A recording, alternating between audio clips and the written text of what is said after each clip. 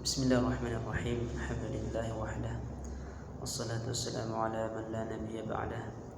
Sayyidina wa maulana Muhammadin wa ala alihi wa sahbihi wattabi'in wa tabi'ihim bi ihsanin ila yaumiddin.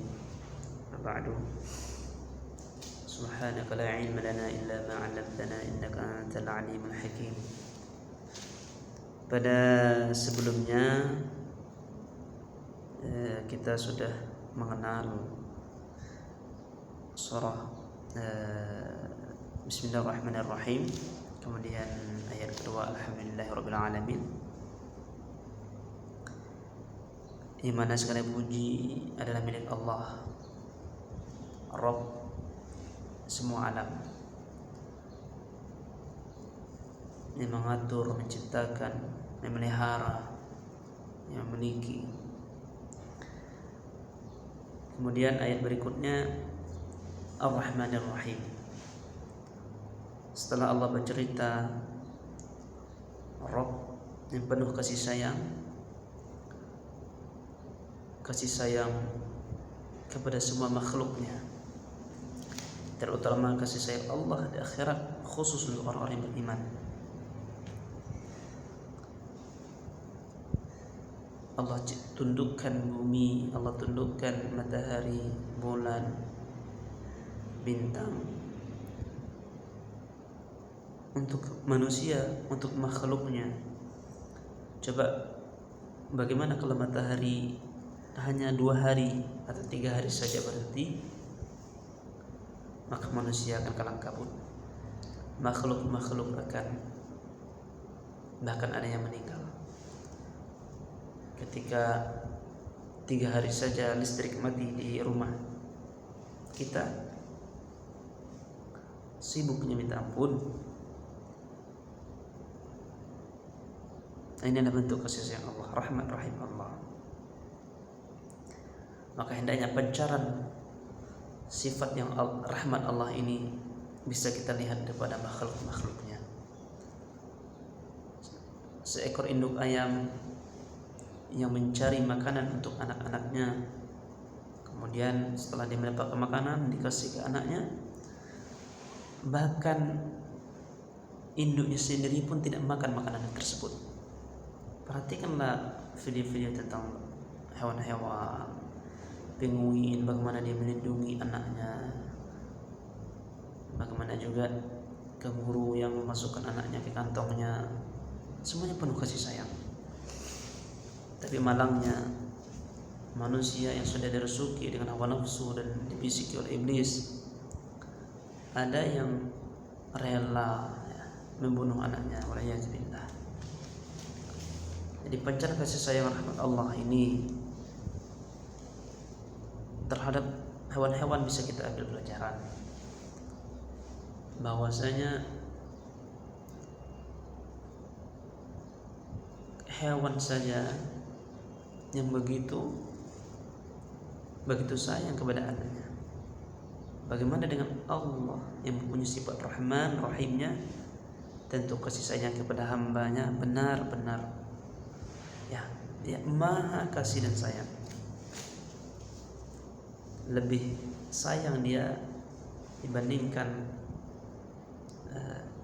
kasih sayang ibu terhadap anaknya. Oleh karena itu bentuk kasih sayang Allah, Allah turunkan pedoman, Allah turunkan agama, Allah utus Rasulullah sallallahu alaihi wasallam. Allahumma shalli wa sallim alaihi, sehingga untuk manusia ini selamat ya, di dunia maupun di akhirat. Dari hadis Abdullah bin Umar, ar-rahimun yarhamuhumur rahman tabaraka wa ta'ala, irhamu man fil ardi yarhamukum man fis sama'.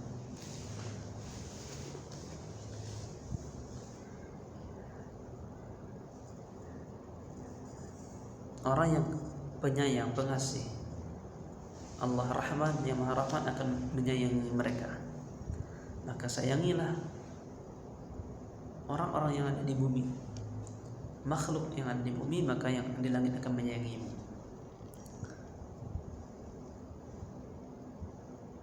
Inilah masyarakat yang mengandung sifat marhamah seperti yang telah dicontohkan oleh Rasulullah dan para sahabatnya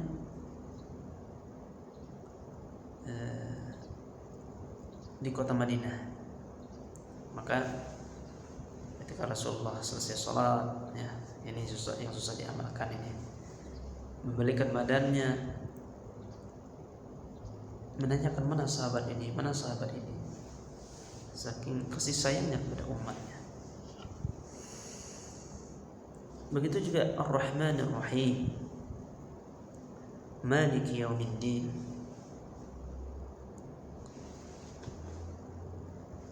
Pada sebelumnya bahwasanya memang terdapat beberapa pendapat mengenai Rahman dan Rahim, tapi yang lebih banyak pendapatnya wallahu alam itu Rahman adalah Rahmanud dunya wal akhirah, Rahim khusus Rahim bil akhirah. Ini yang mudah di pendapat yang mudah diingat, dicerna. Allah alam. Sekalipun Allah bersifat Rahman dan Rahim, tapi Allah tetap bersifat adil. Maliki Yaumiddin, yang menguasai hari pembalasan, atau Maliki Yaumiddin, yang memiliki hari pembalasan. Semua gerak-gerik manusia tidak lepas dari hukum yang 5: halal, haram, sunnah, makruh, dan jaiz. Maka betapapun Allah bersifat Rahman Rahim, dia tetap punya keadilan. Berbeda dengan manusia yang kadang saking sayangnya sehingga melupakan rasa adil. Adil terhadap anak-anaknya, adil terhadap orang santrinya, adil dengan orang yang minta hukum kepadanya.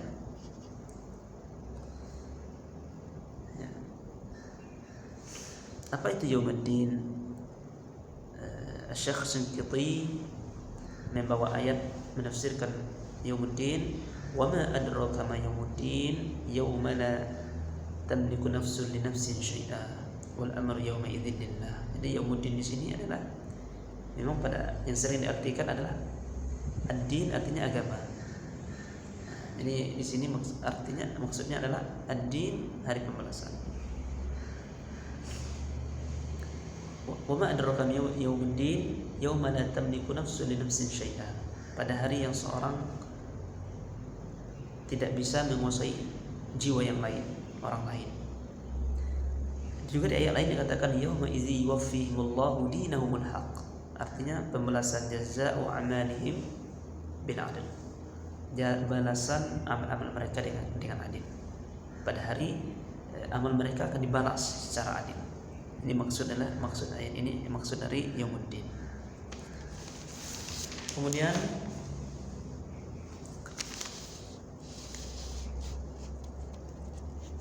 dari kehidupan dunia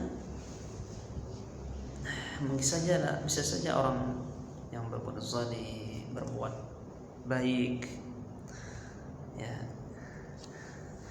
orang zalim bisa mempermainkan hukum. Tapi hari pembalasan Allah tidak ada satu kalimat, secuil perbuatan pun yang tidak diperlihatkan. Inilah yang sering ayat dalam surah Al-Kahfi yang sering dibaca,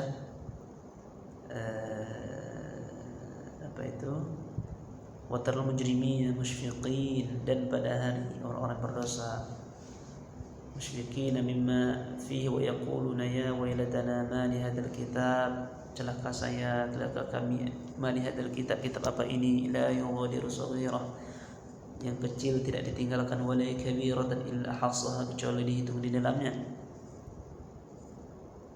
Semua terkumpul, terekam di kitab itu.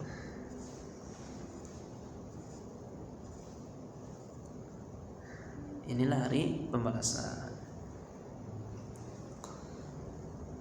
Jadi seseorang muslim ketika membaca ayat Ar-Rahmanir Rahim, Maliki Yaumiddin, jadi dia akan merasakan, menjiwai bahwa Allah Tuhan Rabb yang Rahman, yang menguasai pembalasan, ya, maka jiwanya Rahman yang menguasai pembalasan, ada balasannya dari kiamat, jiwanya akan berada di antara raja, mengharap kasihnya Allah, dan khauf, takut akan siksaan. Raja dan khauf.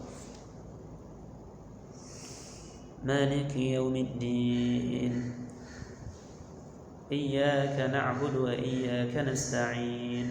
Iyyaka na'budu, atau yang sering kita dengar ini adalah huruf adatul hasar. Hanya, hasar itu batasnya. Hanya, yang kita artikan hanya kepadamu kami beribadah. Iyyaka, kalau dalam bahasa tafsir Shinqiti itu min siyagil hasar, ya, dari siwat hasar.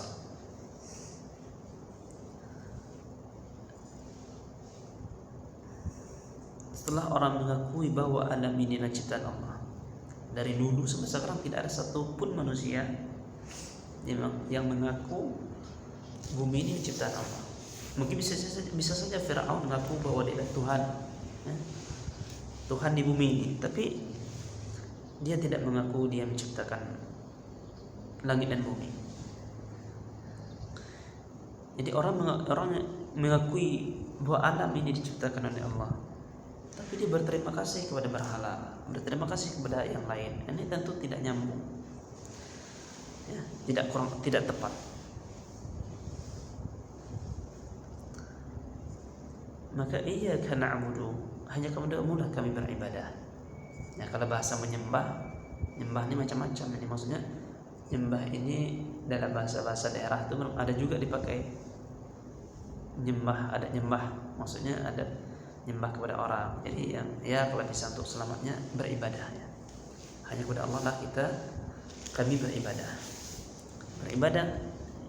Jadi kita ini adalah hamba. Bagaimana seorang hamba tersebut? Dia patuh kepada Tuannya. Kalau dulu hamba itu patuh kepada Tuannya, maka seorang hamba itu berjalanlah seperti hamba, makan seperti hamba. Ternyata tidak pantas dia untuk sombong. Hamba beribadah yang disertai dengan cinta. Jadi orang yang mengaku iyyaka na'budu, hanya kepada Engkau lah kami beribadah,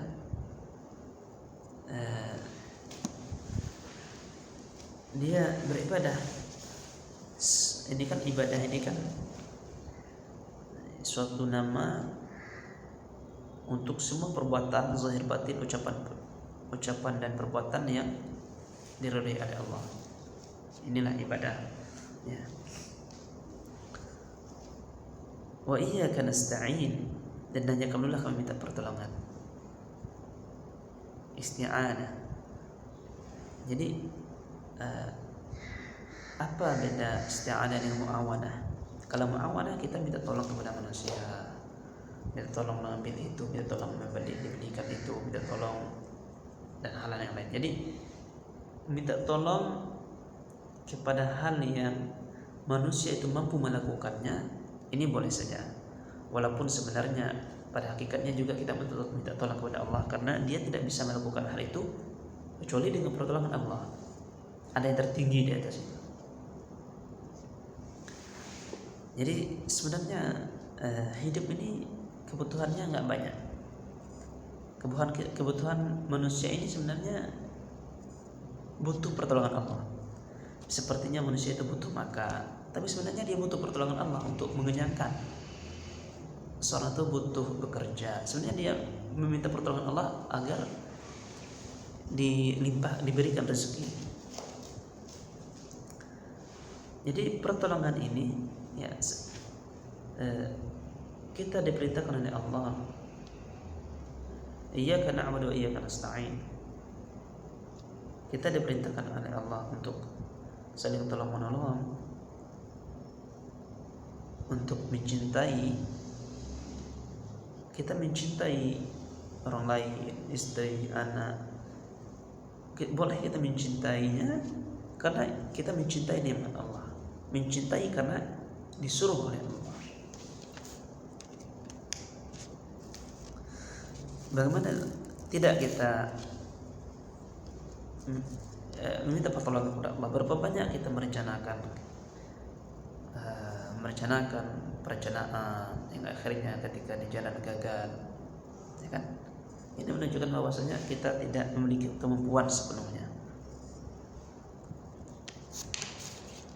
Dan di dalam itu semua, la iyyaka na'budu wa iyyaka nasta'in, inilah hakikat dari makna la ilaha illallah. Inilah hakikat dari makna la ilaha illallah.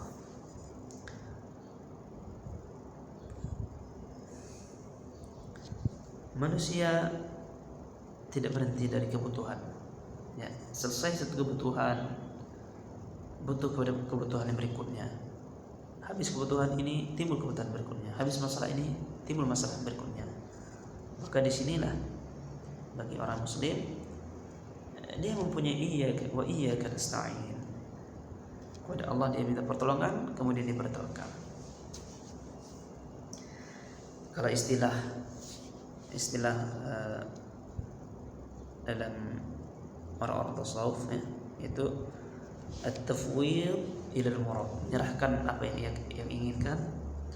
At-tafwid fil murad, menyerahkan apa yang dia inginkan, cita-citakan. Kemudian at-tawakkul fit tahsil, dia tawakal hasilnya bagaimana setelah dia berusaha dengan maksimal, dengan sempurna. Kemudian al-istiqamah fit tawajjuh, dia istiqamah, artinya setelah bekerja dia tawakal, dia istiqamah fit tawajjuh, istiqamah dalam mengharapkan pertolongan Allah. Dia istiqamah dengan mengharapkan, istiqamah hatinya kepada Allah Subhanahu wa taala. Ya, ini saja pengenalan dari surah Al-Fatihah. Alhamdulillah sudah kita mengenal ayat pertama. Bismillahirrahmanirrahim. Alhamdulillahirabbil alamin, arrahmanirrahim, maliki yaumiddin, iyyaka na'budu wa iyyaka nasta'in. Insyaallah disambung dengan berikutnya. Subhanakallahumma wa bihamdika asyhadu an la ilaha illa anta astaghfiruka wa atubu ilaik.